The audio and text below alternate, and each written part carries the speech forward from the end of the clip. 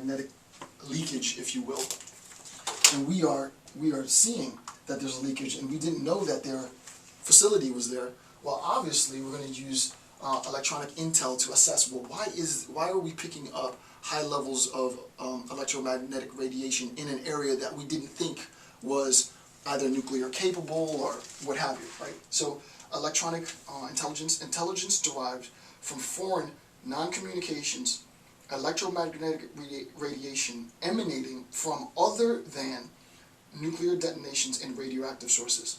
So the fact that we're assessing and reading electromagnetic radiations from an area other than the ones that we knew is suggesting to us by sort of deductive inferencing that there must be something there that we don't know that's there, and we need to figure out what's there, because that thing that's causing these readings is a potential threat, obviously, right? It might be nothing, but it could very well be something, right? So this is a form, obviously, of intelligence gathering. I would imagine you'd have to be a really, really smart scientist and know how to measure those type of things, right? And make assessments of those things. So electronic intelligence, a subset of signals intelligence. And I just read what that is. To make it even more, and this is where it was like putting this together wasn't really the easiest thing, because there's so many sort of subordinate classes and so on. Within electronic intelligence, there are two forms, right? So within this, there's even a further subset, right? So there are two forms of this, right? There are two forms of electronic intelligence, and I described what electronics intelligence was. The first is what's known as operational electronic intelligence, right? Operational electronic intelligence, right? Operational electronic intelligence, and it's abbreviated, if I have room, OPE, capital OPELINT, right? Operational electronic intelligence. And I'm going to read what this is. Again, I've provided the necessary citations, NSA.gov. This came from there. Operational electronic intelligence is information derived primarily from electronic signals that do not contain speech or text, which are considered, obviously, communication intelligence, right? So they do not contain speech or text.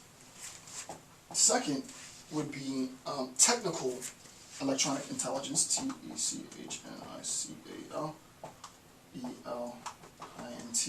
right? Technical electronic intelligence, and that's abbreviated, it's abbreviated TELINT. The acronyms are insane. So technical electronic intelligence is technical and intelligence information derived from the interception, processing, and analysis of foreign telemetry, right? So what we're doing, right? What we're doing in this sense is we're recognizing that information can be communicated via speech or not. If it's communicated via speech and it's intercepted, then it's a form, I think I might have erased it, but it's a form of communications intelligence. Obviously, communications intelligence was one of, if not the first, of the signals intelligence. Then we can talk about electronic intelligence, and I talked about the function of electronic intelligence. But within that, we have two sets: operational electronic intelligence and technical electronic intelligence. And I talked about the distinction in those. There is a sense, however, that if we're going to talk about the three elements, the third and the final subset of the subset, if you will, the third and final is foreign instrumentation signals intelligence, right? Foreign instrumentation signals intelligence. I'm not going to write all of that out, right? So I'm just going to put the abbreviation FISINT. Foreign instrumentation signals intelligence. And here's the quote for what that is: intelligence information derived from electromagnetic emissions associated with testing and operational deployment of foreign aerospace surface and subsurface systems, blah, blah, blah, blah, blah. So the example that I gave before, of one country intercepting and recognizing that there is, let's say, radioactive electromagnetic radiation from a location. You'd probably use it in conjunction with geospatial intelligence, I would imagine. Probably in conjunction with geospatial intelligence, you've assessed some reading. The reading verifies that there's radiation leak. Then you use geospatial intelligence to look and see from the sky what might be there. Well, obviously, that form of intelligence would be foreign instrumentation signals intelligence. So the example that I gave, to be technical, would be foreign information's signals intelligence. And as we said, the distinction between these are very important, right? I'm sure there's far more information and far more significance, but I'm not going to get into that level of significance. Again, there's tons of resources. I provided all the links, so you can go if you want and get more of an understanding. For me, I'm only really interested in the hierarchical structuring of the various levels of intelligence disciplines, the intelligence community, the way in which it's structured, because for me, this will, later you'll see, this will give us a better understanding of the total national intelligence architecture. Right? And the total national intelligence architecture is a very, very complex thing. And you can't really have an understanding of what it is unless you don't necessarily need to understand what these parts specifically do. But, if someone says communications intelligence, you should have an idea of what communications intelligence is. If somebody says human intelligence, you should have an idea of what human intelligence is. How is it different from communications intelligence, and so on. So that's the point of this. All right. So we did that. Number 4. Number 3. Number 4 is measurement and signature intelligence, and we're going to use the abbreviation MASINT.